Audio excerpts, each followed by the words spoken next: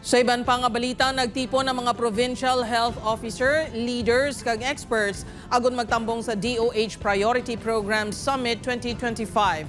Gintalakay sang ahensya ang importansya sang pagpatigayon sang health initiatives agod malabot ang universal health care. Ginatutukan sang DOH ang programa sa immunization, nutrition, maternal health, water, sanitation and hygiene, tuberculosis, HIV, road safety, hypertension, diabetes, kag balatian nga cancer. Tinutuyo sang aktibidad nga mapasanyog pa ang estratehiya kag matap na ang mga pagpanghangkat lakip na ang pagpabaskog sang collaboration sa mga nagkalain-lain nga sektor. Sa mga rural health unit, nakapreposisyon ang Department of Health sa mga bulong. Kag ang mga ang mga personnel sa aton nga rural health unit trained na gid na sila ya.